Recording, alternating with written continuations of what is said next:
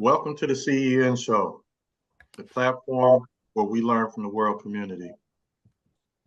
I'm your host, Rashaki Maskani, and on the panel this evening, we have Ernest McBride Jr., Brother Rahh, Brother Mshinda, Professor Rahh, Brother Iweze, Dr. Sharita, and Brother Iration.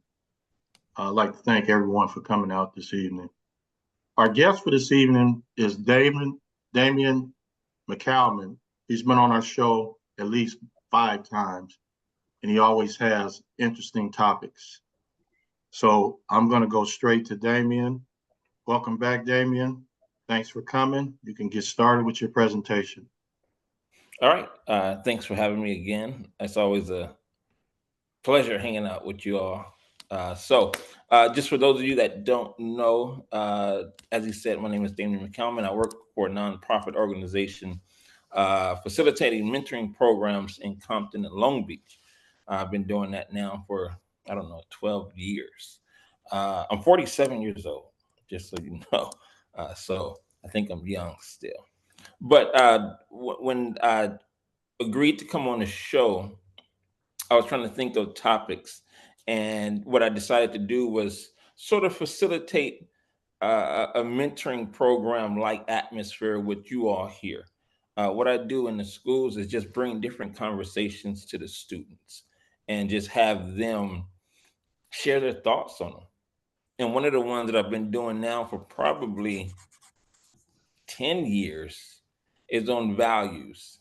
And, those of you guys who might have listened to hip hop in the 90s, there was a song called Money, Power, Respect.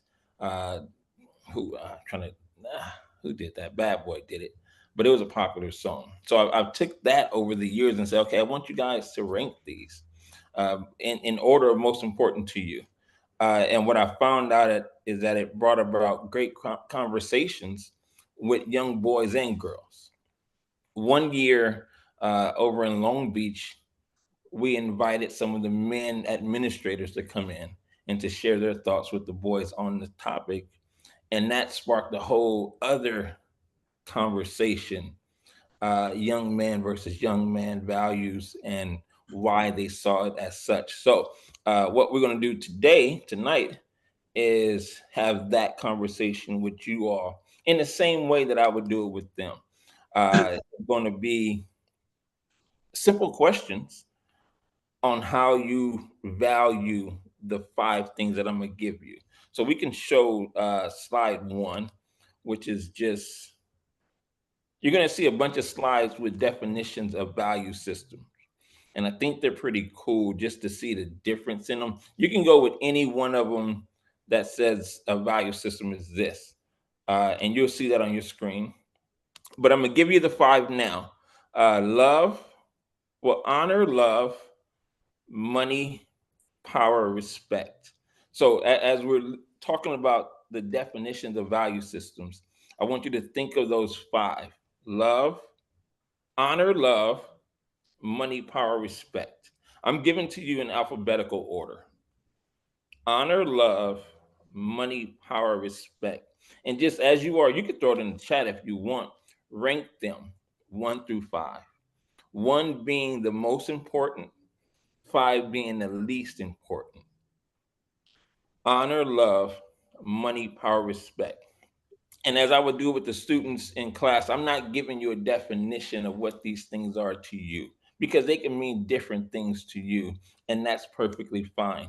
I just want you to rank them of most important to least important in your mind.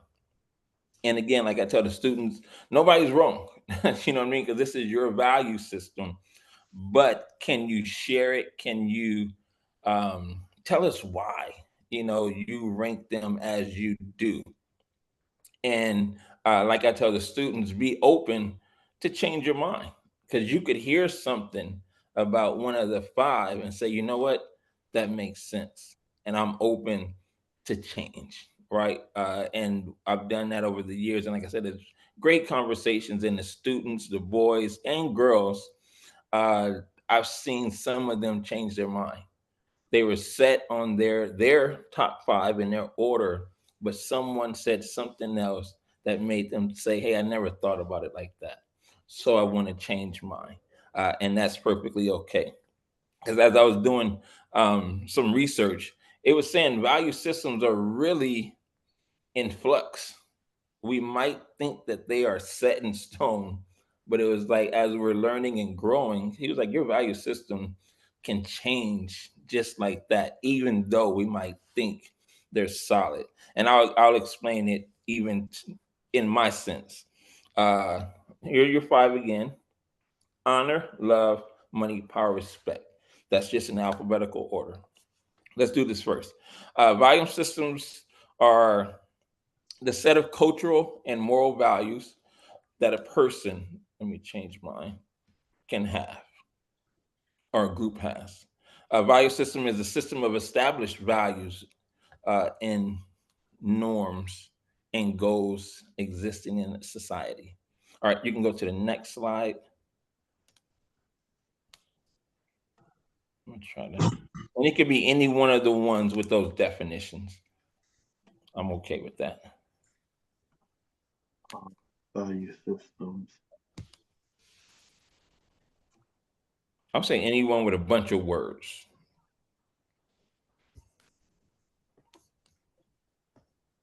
And you're just gonna, our guests are just gonna get theirs in order now. You can Google definitions of these words. You can come up with your own definition. I'm gonna give you, as he's looking for the one, minds have changed recently. So we did, let me see, we did that one.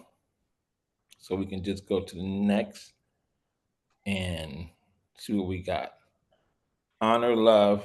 All right, so let me see. Actually, you know what? Let's do that. As you throw them in the chat, we can read them. So first one to come through, love, honor, respect, money, power. Love, honor, respect, money, power. I don't want to mess up your name, but can you, what we're going to do, this is an open conversation. So can you unmute yourself and share just why you put them in that order?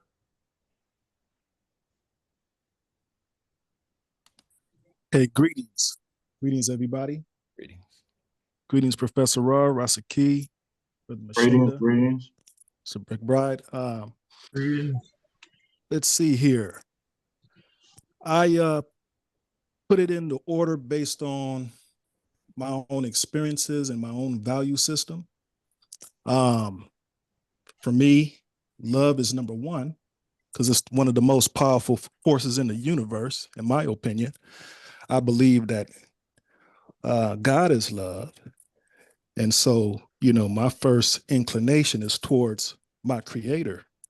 And if I believe that God is love, then, I obviously got to put that as number one. Through love, with love, we can work out our problems if we got problems. But if we love each other, we're patient with one another and so forth. So, love goes a long way. Secondly, I would put honor because I think it's just good to be an overall human being, a good human being. You have to have some type of honor about yourself. You have to be an honorable person in society, in order to get respect. So that's why I put respect after honor. Well, other people might feel like, well, hey, if you got money, then you get respect. But for me, I think a more higher way of being is to pursue honor, being a person of your word, fulfilling your promises and so forth. And that through that, you'll get respect. I put money as number 4 because, it's important. It's important, but I would put it in front of power more so because I don't feel like we need power in the way that we need money. We need money in order to, to eat, to survive, to get from point A to point B, to go to the grocery store, to sustain ourselves. So that's why I put money before power. Nice. So that's my order. Nice. I appreciate it. And like you said, it's what I've seen over the years is I just did this last month, and I had the boys were like going hard over where they place money. You know what I mean? And I spent most of the day or the time trying to say, hey, it's okay. That's your value. It doesn't have to be his, you know what I mean? But it's a cool conversation. It's a cool way just to share your value system. And I appreciate you sharing your thoughts with it, because that's what it's all about, trying to get your value system out. I'm going to read another statement about value systems. I can see them. Uh, it says, these beliefs, value systems guide a person's decisions and actions, influencing their behavior and providing a framework for consistent and expected actions. It says these beliefs, however your beliefs are, guide a person's decisions and actions, influencing their behavior and providing a framework for consistent and expected actions. So, however you do it, like this is your framework. Can you, like I tell the boys, can you speak to it? Can you tell us why? Whatever your values are, like he just did, just this is why love is one. This is why I'm putting money over power, right? We got to know that. And it's a great way to have conversation with people about your value system. And I'm only giving you 5. So again, for you guys, you can either throw it in the chat, or just, unmute yourself and share what your ranking is, how you place them, what's important in your life. It's pretty cool to see it in the chat. So I think that'll be a great way to do it. I got another one come through, and I see you. So go ahead and unmute yourself and share us your order and why. Talking to me? Yes. Okay. Honor. I say if you honor yourself and those around you, it opens the door for those other 4.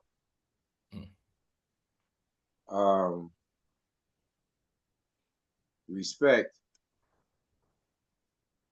I put that second because right in front of love, because I have people who I felt respect me and treated me better than those who so-called loved me.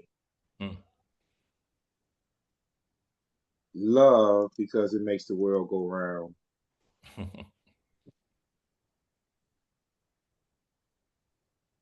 Power because I've seen poor people with more power than those who had money.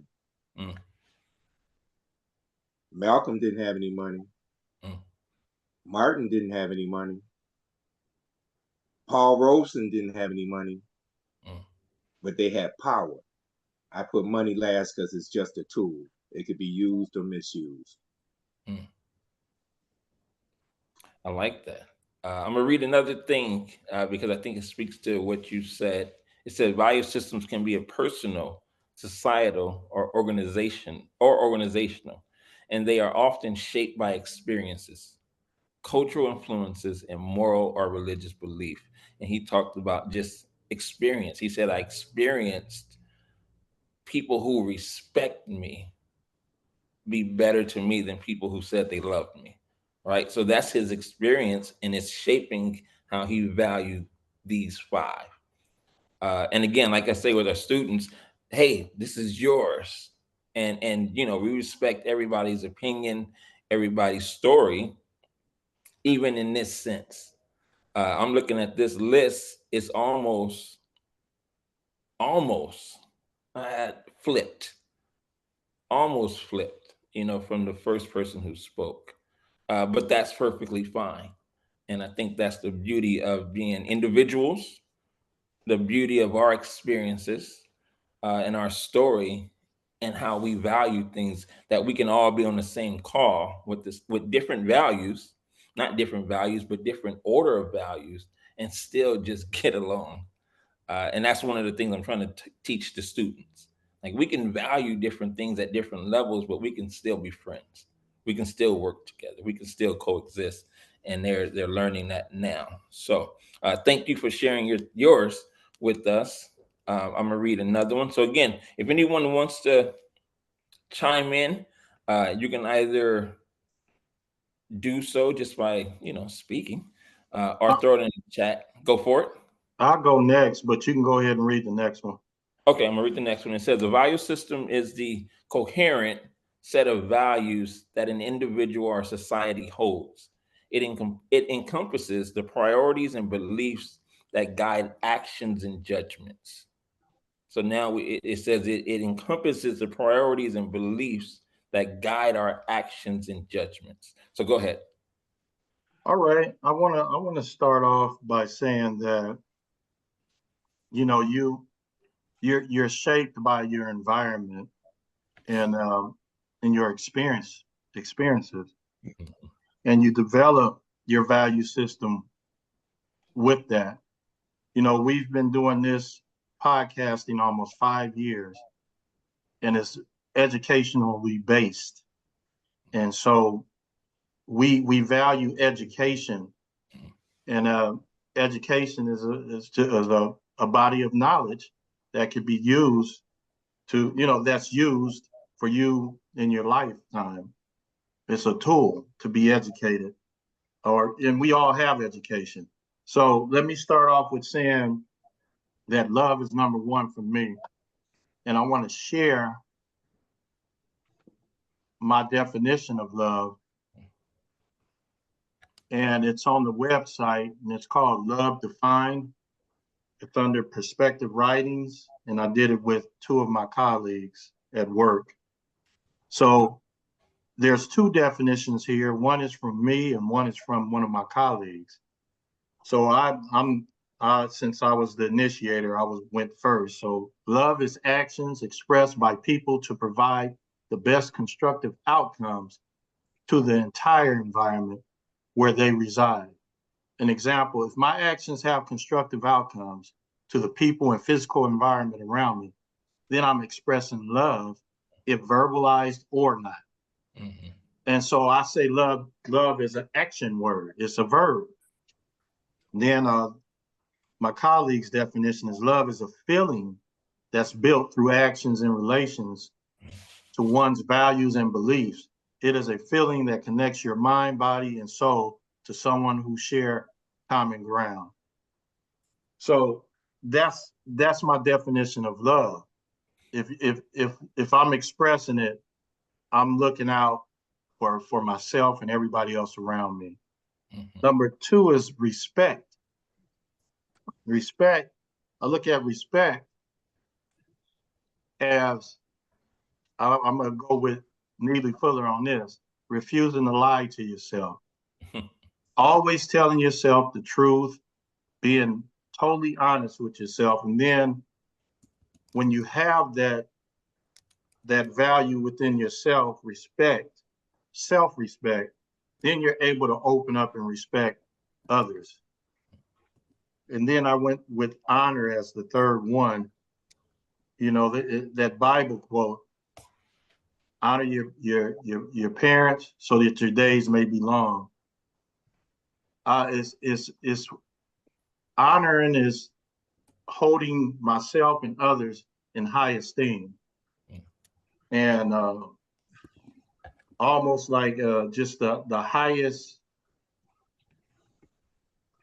thing that I can give to somebody is honoring them and honoring myself. It's closely related to respect. Mm-hmm. Fourth is power. I look at power is something that you have within yourself, and you have to access that. Mm-hmm. And so, all five of them. Well, I would say the top four is highly related.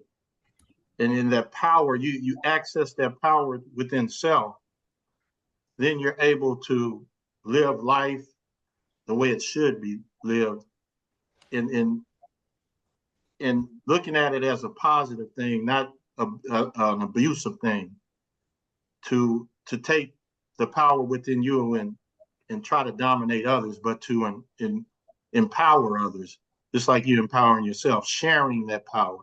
Mhm. And then last is money.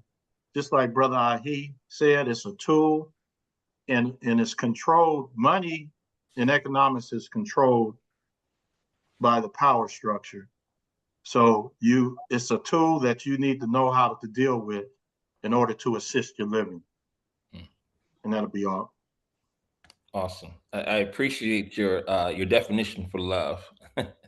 And I do so much because I think, well, with my mom passing, we didn't grow up in a house where we ever said "I love you," but the actions were enough to where it was never in doubt. And I think, my wife and I'm married now, so her family says it all the time. And we would talk about it, and I'm like, it's weird to hear y'all say it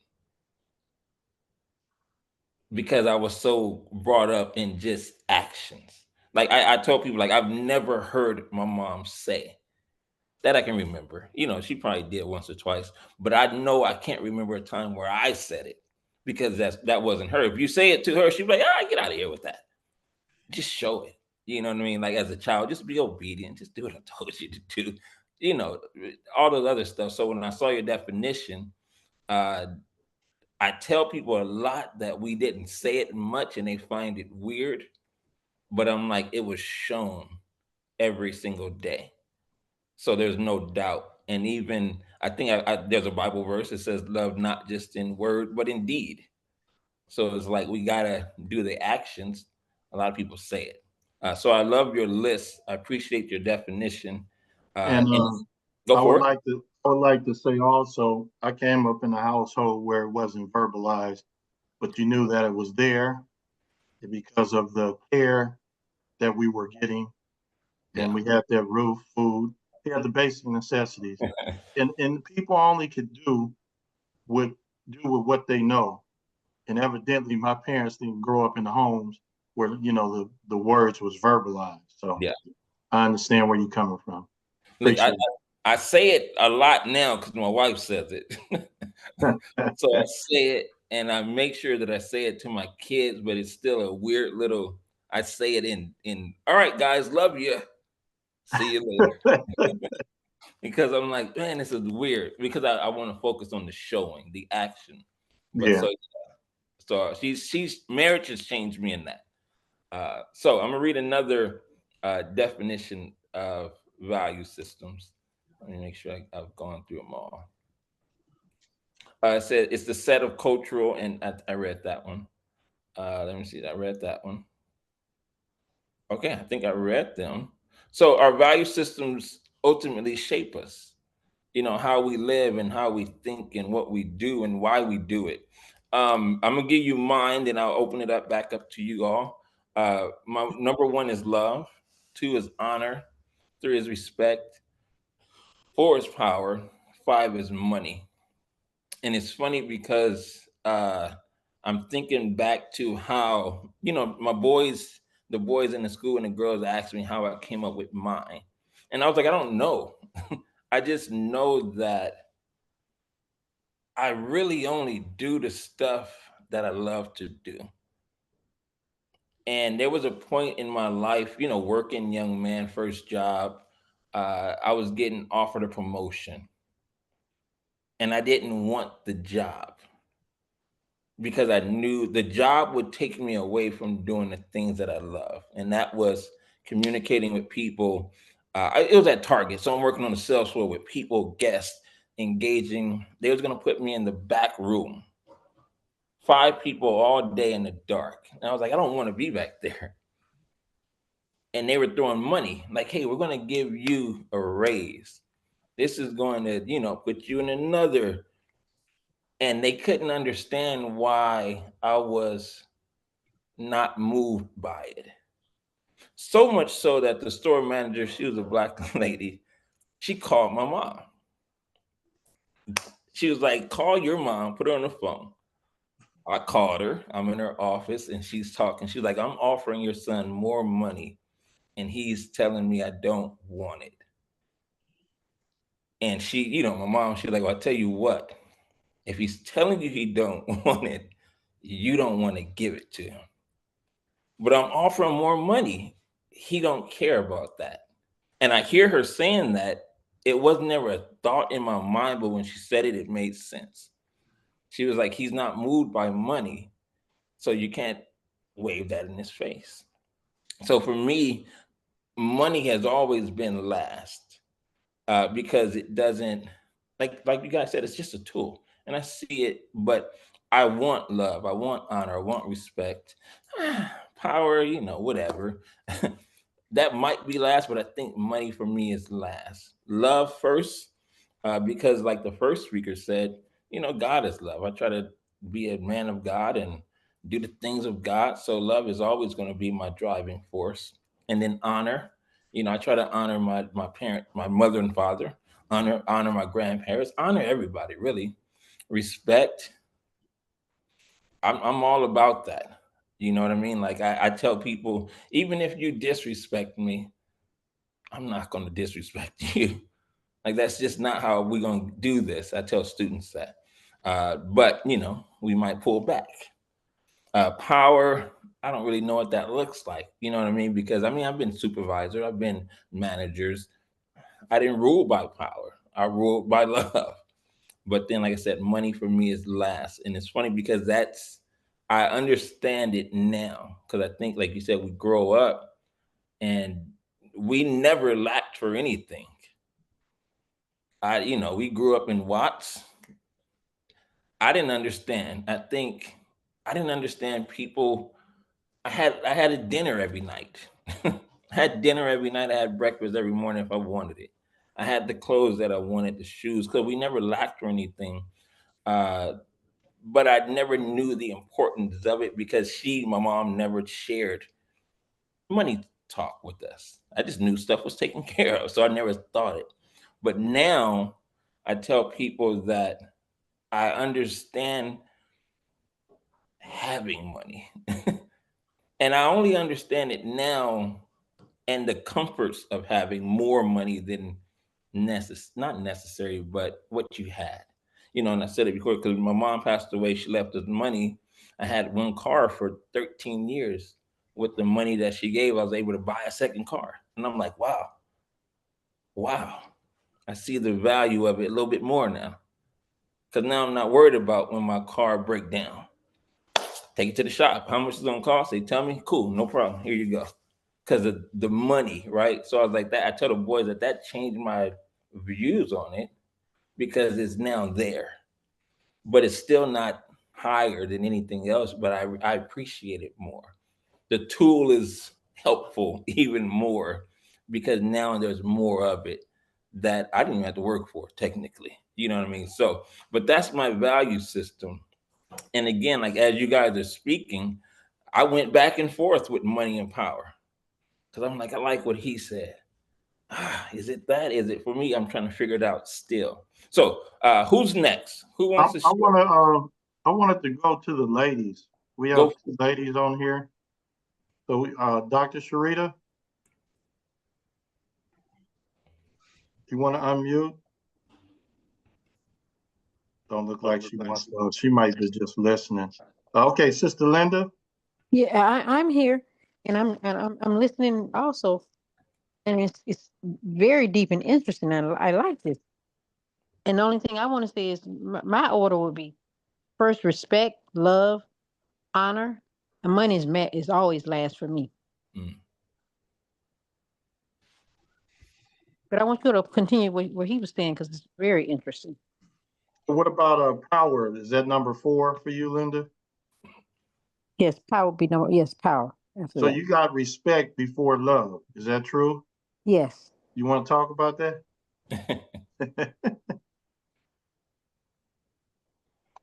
No, I don't know. I know because I'm trying to think of the words because I'm absorbing what he and you were saying. So I have no words for it right now. I have to think a little bit more. Okay. But Okay, yeah, Ernest. I'm learning to think before I speak these days. It's all good. Appreciate you being here. Ernest, so you were going to say something next? Well, I'm kind of on the page with Lynda because love is it's kind of hard to love something you don't respect. And then I put kind of first on my list would probably be love, because the love of family. I've always been in a family where everybody always said, I love you. And before you left the room or went out that door, they were saying I love you, and be careful. And I recall my mom came here from Texas in 1923, and all they really worried about was enough money for gas, because during those days you could find any black person's home in any city and get something to eat, food, because and my dad, when he came out in 1930, it was the same deal. If you just found out, the ghetto like area, well, it wasn't called ghetto then, but in the area where blacks live, you could go to about anybody's house and they would feed you. It was no problem. And then, when it comes like nowadays, I kind of find it, I'd probably put money on the bottom of my list, because it's kind of hard to, respect and honor is kind of almost on an even keel with me, because I might respect someone for their accolades and things they've done, but I'm not necessarily going to honor them until I find out what kind of person they are.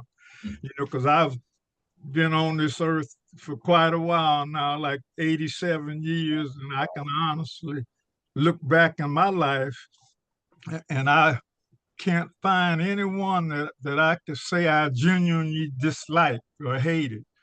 I've always respected them and become fond of them and real good friends. And I love my friends just like I do my family.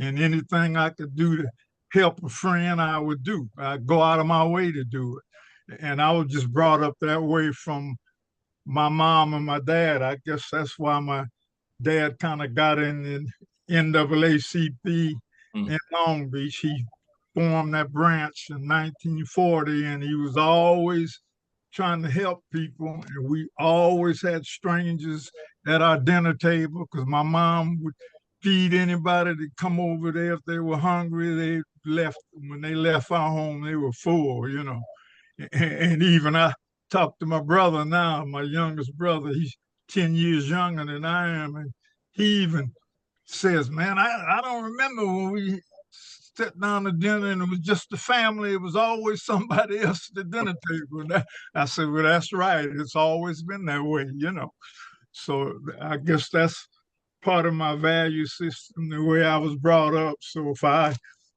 respect somebody, then that can turn into honor, being for other people. So with me, that's kind of how I put it up. But love would be the number one, because like you say about honor thy father and thy mother so that thy days will be long. So I believe that. And so with me, that's about it for me too. So, and as you get to know people, you become more fond of them, and then you learn to love them. So. I appreciate that. 87. Wow. I appreciate that. I want to ask, where were you born? Were you born in California? Were you born in California, Wilmington. Yeah, I was born over there in 1938. And then when I was about 6 months old, my dad and mom moved back to Long Beach. They were already in Long Beach, but married people, if you were black in Long Beach, if you didn't own property or know someone, you couldn't rent here. Like they had one boarding house on 12th and Martin Luther King, 12th Street, and it still exists in there on the southeast corner of that block. And a man named Mr. Levi Howard owned it. He came here like in 1919, and he bought up property, and he would rent to blacks. And then the problem was you had to be single to stay there. If you were a married person, you couldn't live in Long Beach. Mm. So my mom and dad found a place on Sharita and 20th. If you're familiar with Long Beach, you Mhm. see where I'm coming from right now. And my mom and dad they got married in 1934, and they went there to rent a house. And the people said, okay, give the guy a deposit. And they went and bought bleach and Purex and cleaning it up all and stuff. And then the next day, the landlord came and said, I'm sorry, I'm going to have to give you your rent money back. Said, because the neighbors don't, this was whites in there then. Mm-hmm. Said the neighbors don't want any Negroes living in the neighborhood. Mm. And so they ended up going to Wilmington because my dad, had a ball club, and a lot of guys, were from Wilmington. Said, man, there's a place open. We know a place. So I ended up being born in a house down the street from Banning Park, Ruby Doe and Stanford. Wow. The house is still there. So my sister and I was born there, and then that was in 34. They stayed to 38, and then they came to Long Beach, So, Wow. so Long Beach, was it was really something then. They just isolated blacks to the one area, Wow. Thank you. Thank you for sharing that. 87. Wow. All right, let me see. I think I saw something in the chat. That's Brother Mshinda. Yes. You have the floor, sir. Good evening, brother. Welcome back. Thank you, sir. Yeah. Well, just like you said earlier, listening to everybody, I kind of changed minds around. I kind of modified my initial order. And actually it was probably the first two, just listening to everybody, it kind of had an influence on my thinking as far as, perspectives on what we're talking about. But I thought about honor, um, like I said, because I honor those most high, my parents, uh, influencers on me, people that had influence on me. Honor is kind of like it's almost like before I say anything, I like to honor those who came before me, my ancestors, people who have opened doors and things like that, and that created that sent love to me, So the honor, so it's kind of like I know love is God and God is love. Like, I think it's a universal notion, no, or not just a notion, but a truth. But at the end of the day, I like to honor, the folks that taught me how to love. And when you learn love and when you understand what love is, then a benefit from love is respect. You become respectful as a person, and you pass that on. You pass that energy on. So it's all stems from one from the other. So you have love, and out of love comes respect, and then power.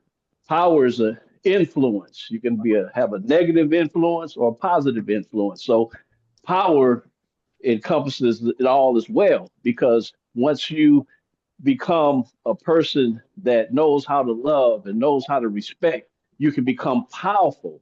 We didn't say egotistical. We didn't say chauvinistic. We didn't say disrespectful. We saying that you become without you even wanting to become, but you become energy source for others, and that's power. You can convey the love and the respect to others, and so it's just as important, or it's just a derivative from love and respect, and then then money is just a fringe benefit of all of your hard work and things, because it's like the brother said earlier, a few people iterated that and reiterated that money's a tool. It's a necessity in our survival as we know it. Now there's other ways that we can survive and go off the grid and do different things, but in practical sense, that I get up and I still go to work every day. And I do that because of the love that I have for, I guess you can say humanity. I don't want to be corny, but it's Mhm. just, I have to eat and keep my lights on and help out and contribute to the household. However, uh, but I enjoy what I do. Kind of, similar to what you have you conveyed to us over the last several times that you've come on the show, that you have a passion for what you do, and Mhm. I do as well, and that comes out of the love, because and so back to honor, I honor those who taught me and showed me the way, and that are continuously showing me or influencing me, having influences on me, and I'm trying to maintain a certain altitude and a certain frequency to where I can maintain the respect and contribute to society. But the money thing, like I say, at the end, the money is just a benefit that you will have. It'll come to you if with all the other things that you have in place. You have the creativity to create resources for yourself, that kind of thing. So money's a resource, and so I don't have anything bad.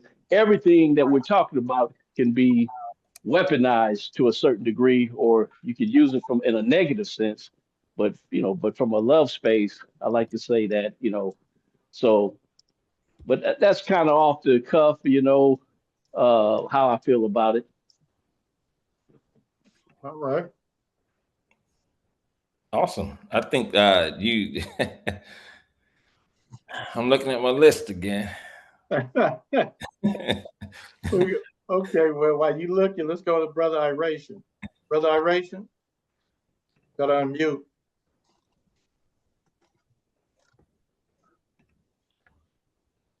Are you there, Brother Iration? Okay, well, he must be just listening. We can go to Professor Rahh. Fine dining, everybody. And can y'all hear me? Yep. Yes. First of all, I say appreciation, Damian, for your efforts to, present a very complex and unknown caller, very complex and challenging value system. But without putting them in context, it's very hard to call them values. They're just terms to be interpreted. And you don't put, you got religious values, you got cultural values, you got, individuals making up their own value system, things of this nature. So when you're talking to young people, most of them, most people have been saying, they're shaped by their environment, by their parents, and by what they see in the environment as far as influencing them, as far as how they have a value for these things. I mean, to me, I look at things from an Afrocentric perspective, of course, and to me, these terms are very, very challenging. When you say love, I mean, without putting it in context, as far as the meaning of love, and then you're letting people draw their own definition. What does love mean to you? You understand? And then you try to coach them into sometimes getting a better perspective, and that's a good thing. That's a good thing for young people. But for many of us that's old, that have seen every one of them terms have been abused and misused. And the people that were misusing them and abusing them thought that was their values. And to them, they're not wrong. It's like people in the penitentiary, I suppose, the only thing I'm guilty of is getting caught. And so when you say love, I mean, you got to put it in a contextual standpoint of what it means. We practice Nguzo Saba from Kawina, which it says, unity.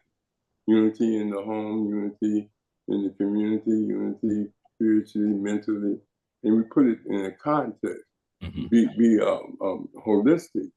But when it's not holistic, it's going to be like a shotgun. And Brother Ernest knows a sawed-off shotgun, it just spreads. You understand? And as far as respect, you have to earn everything that you get, those values that you said. You have to earn love. The more love you give, the more love you receive, if it is practiced in a principled and ethical way. If those terms don't have ethics behind them, ethics, and I think that's what you're getting to with young people. He is introducing the term and trying to cultivate some ethics to go with the term that will make them matriculate within the society better. But at the same time, we know that there are plenty of pitfalls. Here's a president that have power, and you had one of the things, power, and look what he's doing with it. You understand? We tell our kids, don't get arrested. This man gets convicted on 39 counts, and he gets to be president. You see what I'm saying? And then you look at when we was coming up, the pimps and the hustlers were admired. You understand? Because what they had materialism, they had money, they flashed their money. And some of them went to penitentiary, some of them got killed. But it's like in that New Jack City movie, the guy said, look, I don't care how young I am when I die, as long as I die rich. You understand? You know what I mean? So you're dealing with space and time. I think that what was the values 20 years ago, 30 years ago, may not be the same values today. We wasn't dealing with transgender things 20 years ago. You was just a homosexual. That's just it, gay, you understand? Now they got rights, but they struggled for it. You understand?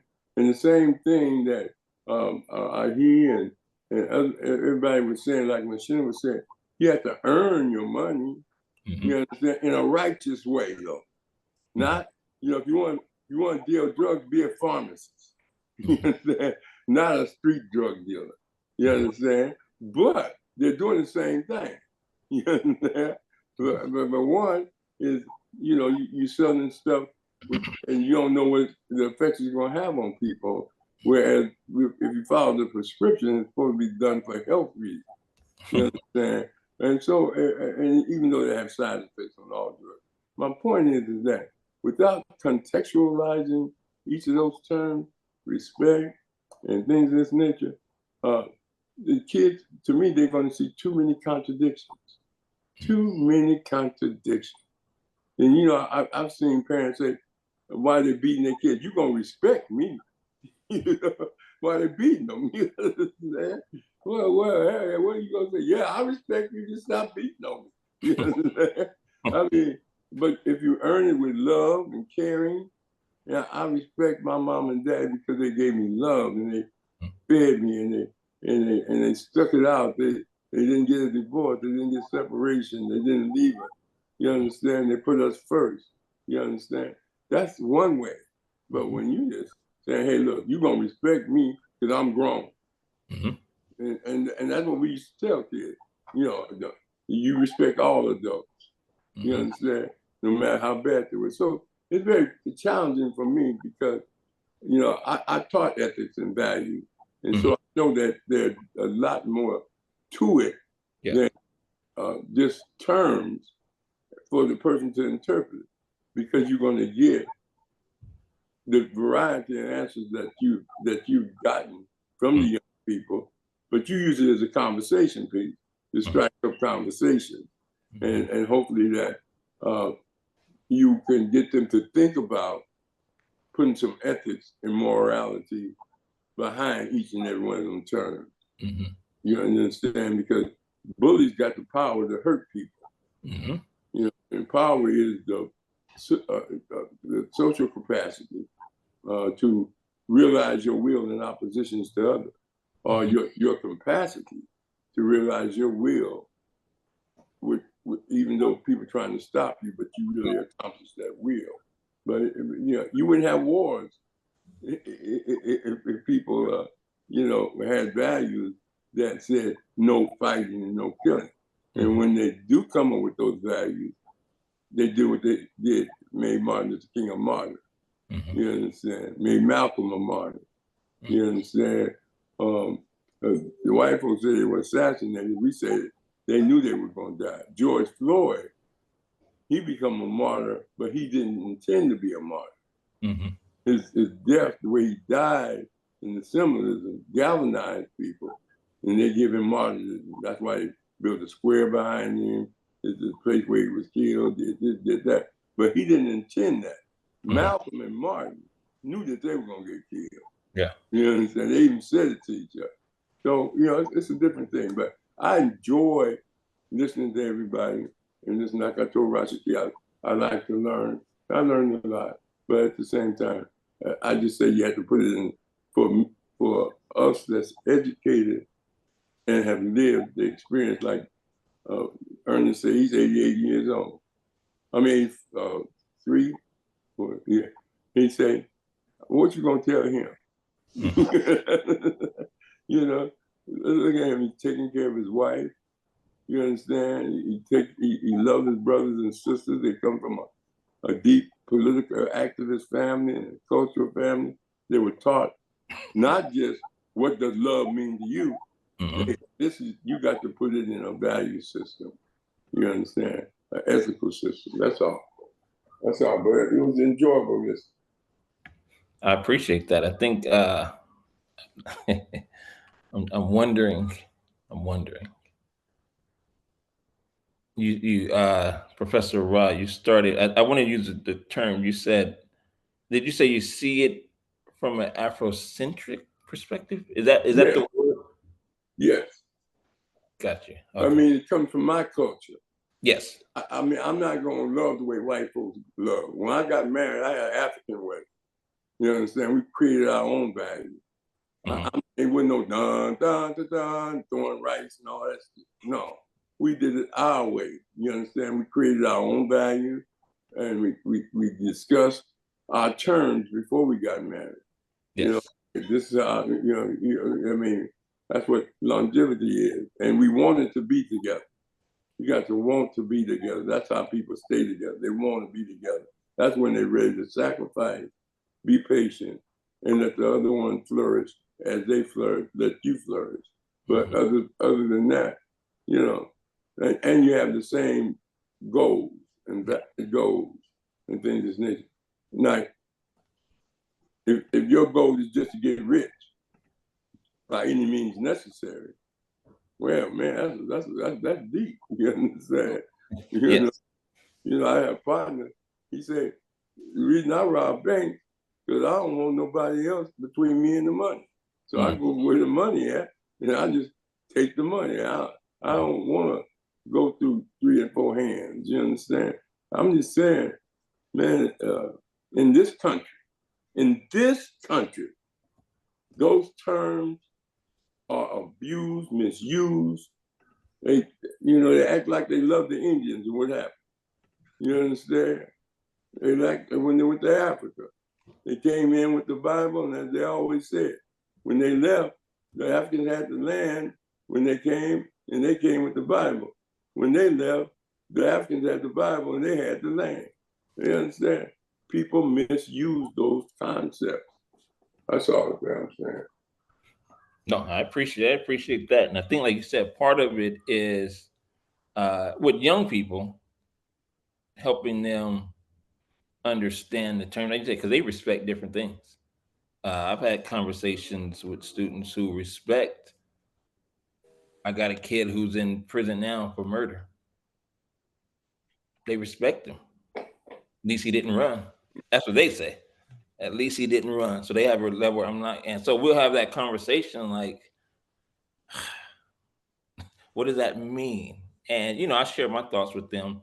But yeah, I like to let them share how they see it so that I can get a better view of who they are, what respect means to them.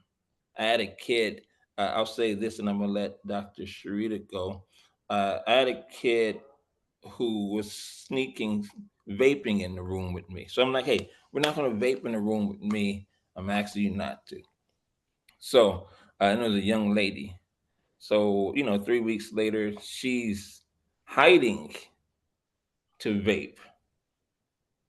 So I say, hey, at this point, I'm seeing it as disrespect because I asked you not. Why? Ask me a question. Why didn't you just? Well, I couldn't tell you what to do because you were a guest. You were there, and you wanted to keep the kids together. Yeah. And things of nature. But as a teacher, Yes. you have to command your classroom. In other words, they know before they come in they couldn't do certain things. I've been up there at the CEN with Rashaki often. Yeah. Class. The students knew they had to be in their seat when that bell rings because he's gonna lock the door. You understand? I mean, that's a different thing. What you're doing, trying to get people to behave when that's in a school context. Yeah. But what about at home? What about in the street? The mark of a person with values is that they keep the same values no matter where they are. You understand? Yes. No matter where they are. And you can't let kids formulate their own. Yes. You have to teach them righteous values. Yes. These are learned behavior. Because if you let as McBride would say, he'd say, honor thy mother and father, so my days will be long. But also, you may be in the world, but don't be of the world. Yes. You understand? You want to change the world. Don't let the world change you. Yes. It's a different struggle, man. I mean, I mean, my kids couldn't even leave the block. Yeah. I mean, you understand? They never walked to a store. Mm-hmm. You understand? They were always supervised. If an adult wasn't there, come in the house. You understand? Because I understood the environment. You understand? And it's like having a swimming pool with a bunch of little kids and don't take protection apparatus to make sure nobody gets drowned. Yeah. So because we from the street, you from the street, yeah. And you did the things that you don't want your kids to grow up and do. Mm-hmm. You understand? That's a whole new different consciousness. When Rahh in Detroit, man, that's a whole new different world. Chicago, Detroit, Philadelphia. But they got areas, whoo, man, it's a whole new different game out there when people trying to survive. Yeah. But that's all. No, I understand. Like you said, I use it as an opportunity to talk about respect because, like, we had a conversation. The kids are like, no. Well, most of them, some of them. She's respecting you by hiding, and I'm like, no. She's disrespecting me because I asked her not to do it. But so it's a conversation. Well, she's not doing it in your face. I'm like, but it's still disrespect because I've asked her not to. So it was a great conversation for them to learn, and they walked out with like, okay, I see what you're saying. What were you saying, Professor? No, I was saying, you're taught to respect your parents, but we know there are kids that don't. You understand? And so you have to be, it's more than just telling them what to do. You got to coach them. You got to supervise them. You got to be on top of it. You got to learn their language. Yes. And learn what they're exposed to. And you got to be in shape physically, mentally, and spiritually yourself. Mm-hmm. I mean, you can't tell your kids, don't do something, and they see you with a weed box up under the bed. You understand? Or a refrigerator full of beers and alcohol. Yeah. How you gonna tell them don't drink? Mm-hmm. So it's a lot that goes into what you're saying, bro. Because you don't know what they're around. And a large percentage of the kids you talking to, and in this urban area, they don't even live with their biological parents. Yeah. That's true. I see Dr. Sharita put hers in. Do you want to share why you placed them in that order, Doctor? It was hard to kind of, greetings everyone. It was hard to kind of put it, love was was easy for me, but the rest of them, I just kind of put it in order. So because words are spells, that's why we spell our words. Mm-hmm. And so and it only is a word if two or more people agree on its definition, right? So love, I put love first because I'm coming from a healer's point of view. I realized some time ago that most of my perspectives on life is as a healer. Mm. And love is a healer. Mm. It's when I talk about life essentials, top 10, I put love at 0. And then I start at 1 with water. So love, because you just have to love yourself just enough to be able to care for yourself and care for other people around you. Mm. And love does heal. I know the difference between when my father was in an accident, for example, he's in the hospital, 6 weeks were there, just me and him. My mother came a little bit later, then left. And then my brother came one day and left. But when we brought him back home, he started to make a change right away because he had all the family around. He was in his own space. And I know that love definitely made a difference in his healing. When I'm talking to my clients, I'm speaking to them from a love perspective. So when they're coming in, they might feel like they don't have any hope for what's ever going on with them, especially if it's something terminal. But I express what loves, from a, I guess, nurturing point of view, to where when they leave, they feel like at least they got some hope, for what they're going through. So, and that right there starts the healing. Power is something that I've been talking about maybe within the last year. I was talking to one of my sisters and I was like, you know what? I need energy, but I need power because I have a lot of responsibility. And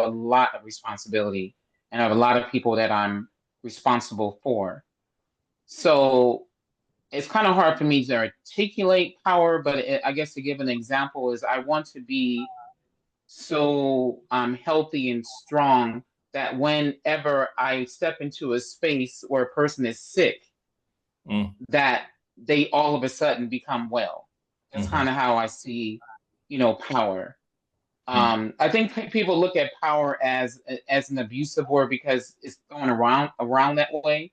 But I like the brother earlier when he was talking about Malcolm X and people like that. It does have a certain influence. So power to be able to handle any situation, whether I've been prepared or trained for it, or something that just comes straight from my intuition. So that's kind of how I see power. Money I see as part of abundance. So I put money to represent abundance because yes, it might be a tool, but it's been a tool that helped me a lot in life. I mean, growing up with, a parent who became a multimillionaire, and then we have land, we have, access to health, to cure any disease. You know what I'm saying? This is what we did or what we studied or what we researched, and be able to deal with our clients, and to be able to have a lifestyle is, money came from that. We created a product, out of that. So I know what money can do. I have to pay for my plane tickets to go back and forth to Ghana for the last 20 years. That takes money. You know what I'm saying? It takes money for me to be able to eat, to be able to, and that's not always, because if I'm in Ghana, I can always exchange with somebody. So I have this, you have that. I need this, you got that. So we got that bartering system. But I look at money as abundance. And then respect. Yeah, you want the respect, I guess, in certain terms to make things easier. Like, for example, with your children. Well, let me just use myself as an example. When I was younger, my father's a powerful healer. He was a great healer, the late great Dr. Paul Goss. And when I was younger, I didn't respect what he did. I thought he was off and crazy. I was like, why are you doing this and nobody else is doing it? Like, I don't even understand why we're not eating meat, why we're not, you want us to go to Afrocentric schools. It's like nobody else is doing that. You know what I'm saying? So, but then it was later that I came to respect him based on people giving their experience of being really, really sick. And the doctors telling them they only have 60 months to live. And then they telling me 20 years later, that they're still living. You see what I'm saying? So then the respect came like, oh, okay. And then, of course, the honor, came after that. I feel like that's something you should be honorable, but I don't think I really care if people honor me.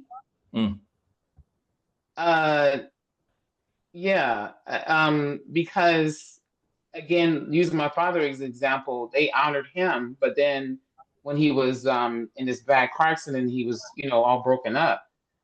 All these people that honored him, like, y'all didn't even show up to say hi.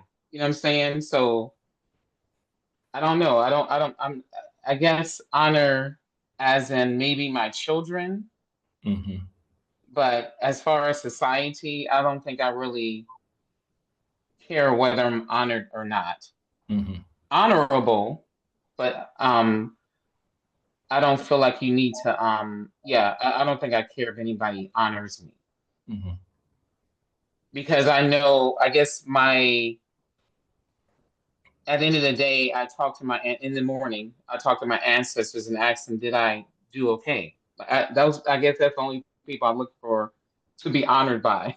And they will let me know, yes, you did good, or no, you did not. It'll come through some kind of sign. Somebody will speak, a phone call, might be watching a movie, come through a message, it will come. So that's where I look for the honor. Yeah, so I mean, this is a long conversation. I'm pretty sure everybody can speak more or elaborate more on it, but I just wanted to kind of give my feedback because I was I was called and told you need to talk. I'm not gonna say by who, but y'all can probably guess. Yeah, so I put my little piece in there. No, I appreciate it. I think it added more value to it, and I know I don't know you, but I feel like I know you now because it made sense, everything that you said, and your order makes sense. And I think one of our definitions of value systems is experiences. So you saw your father go through that, and you saw the treatment, and but then even with yourself, how you said you didn't respect it until you saw it, like, oh wow. So I think that just speaks to the experiences, the shared experiences, how we come to these things. And again, like your definition of power and Mshinda's definition of power, I got an asterisk by mine. So now I got to think, I want to move it up, but because my heart is influence. My heart is influence. I want to influence students. I want to influence people. And that's power, when you can influence it. Like you said, my mind was sort of what Professor Rahh was saying. People that we see in power and abuse it. I was almost stuck in that space. I don't want that. I don't need that. But I want to influence. And I didn't really see it that way until I didn't connect the two until you two, Dr. Sharita and Mshinda, spoke about it in that sense. And it said, hold on, I need to move that up because that's really what I want to influence. That's like one of my heart's passions is to influence. I was talking to a young man. It's like, man, how can we, I'm like, I'm 47. How can we really influence you? How could we have influenced the young man so that he wouldn't be in prison today?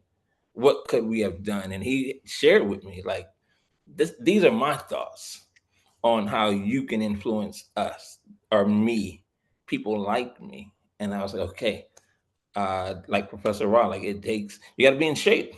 You got to be willing to go that journey, but that's what I want to do. But I didn't see power like that until tonight. So you guys have changed my view of power. Professor Rahh changed my view because I was just thinking, this is what power is. This is what it looks like. It's been abused. It's been used and misused. But no, it should be how I see it and how I want to use it is influence. So thank you for sharing. So whoever called you, I thank you. Thank them. And like I said, yeah, the point of the conversation was to have that open discussion, and hopefully we can influence others' opinions and say, you know what, that made sense, and I can move that up or move it down. I'm even looking at money, because money was the highest, I think, on our list of anybody's list from Dr. Sharita. Money was the highest. He had it at 3. Everybody else probably had it at 4 or 5. So thank you for that. Was there anyone else? We trying to see if Brother Iration want to chime in. Huh? Brother Iration. Brother Iration? He's on mute. So I don't know what happened. Okay. All right. So if not, I got one more question and then we're done. And the last question is this. If you can add anything to the list and put it number 1, what would that be? If you can add, like in your value system, if you can add anything to this list and put it at number 1, what would that value be? So she says health. Health is important, right? Health is important. So that would be her above it all, health. I'm with that. Thank you. So you guys can either throw it in the chat or just unmute yourself. If you don't have health, you don't have anything. You don't have anything if you don't have health. Mm-hmm. Some of the richest men in the world are very sick and they can't even buy it. Mm-hmm. But they would, if they could buy it, that would be the first thing that they would buy is their health. You can't exist without health. No, the people who are not healthy or not feeling good right now can't be on this call because they're not feeling good. You can't go to work. You can't go to school. You can't, you know what I'm saying? I have a coworker that's in the hospital, lung cancer, 4th stage, and just had a stroke. He was just working 10 hours a day just before, 2 weeks ago. Now he can't do anything. He can't even speak to his health is number 1. You don't have anything if you don't have your health. Awesome. I got a text from a guy tonight saying, man, if I could, he had to leave work early because his sinuses were knocking him down. He was like, I had to leave work early, so I can't log in, but I wish I could, but I can't. So yeah, that's health. Somebody agreed with her. All right. Any other things that you guys would put on the list above the 5 that I gave you? I can't say above, but mental power, mind power, the mentality, healthy mentality. So health along with mental health. Mm-hmm. Mental health. I don't know if I could put it. You can't put it number 1, but I mean it's like I always say, we're impressionable people. All people are impressionable from their environment. So if we're in healthy, thriving environments, that's, environmental health. So I just want to put some of that in there, but I don't think it's number 1 because you acquire that. But it's important because this is why a lot of people are in the position they're in, because of the influence of an unhealthy environment causes them to be unhealthy. So yeah, I agree, because I think when I pray every day, I think one of my prayers is I thank God that I'm in my right mind. Are you really? Yes, sir. Because if I wasn't, then I couldn't love the way I want to love. I couldn't honor, respect. I couldn't do the things that I value doing if I wasn't truly in my right mind. So I'm adding that to my list, and we'll see where I place it. Well, I know you're a good brother, and I've seen your work, and I, appreciate you always being here Yes, and sir. sharing with us. Awesome. Fun time. I got Anybody else? Brother Mshinda, Professor Rahh, Iweze, Lynda, Ernest. Yeah, one thing you kind of mentioned that about environmental help, and it kind of brought to mind. I was just talking with my wife, and they Trump and them taking all environmental protections away from us, and we used to. Part of my job, I worked at the Naval Shipyard for like 34 years. So part of my job was taking ships out on electronic tests and test the radar systems and the gun systems and stuff. And we would always bet on we get out of sight of the land where you couldn't see the coastline, maybe 100 miles out, and then have somebody guess, where do you think Long Beach is? The old days in the 60s, you could look along, on a pretty clear day, it would be kind of grayish looking, looking along, and then pretty soon you come to this kind of yellowish hue plume, like in this one spot.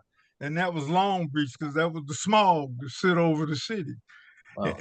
It was like that till I went out on my last sea trials in the 90s. And you look there and you could no longer see that. So the smog abatement stuff was working.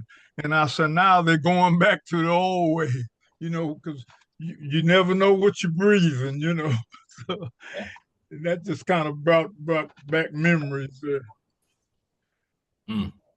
That's health. Wow. Well, any last words, Brother Damian? No, again, I just thank you guys for engaging in the conversation. I learned a lot. I learned a lot about, your value system, but it gave me food for thought for my own. And I think you started off with, being educators and always learning and looking to learn. I think that's why, these conversations are important, because we can learn from each other and we can make some adjustments from what we hear from each other on a short notice. I think I'm always mindful that the mind it can be changed. It can be changed at a drop of a dime. You know what I mean? And I love that about the mind, that I can change my mind. And I think I've changed my mind on a couple of things tonight, hearing from you all. So I'm grateful for that. Fluctuating thoughts. Yes, sir. Okay. Well, Professor Rahh, do you have anything for next week? I guess. Professor Rahh? Yeah. Do you have a guest for next week? Yeah, but I can't remember who it is. I'll call you tomorrow. Okay, that's fine. So next Wednesday, folks, we have Larisha Speaks, and her topic is racism and the courts. So that'll be our topic for next week. I'd like to thank you, Brother Damian McCalman, Yes, for coming sir. out again, and hopefully we see you soon. Yes, I want sir. to thank everybody for coming out, participating. Excellent show. And we're going to do this again real soon. Each one teach one, and Conscious Corner. Everybody continue to have a wonderful day.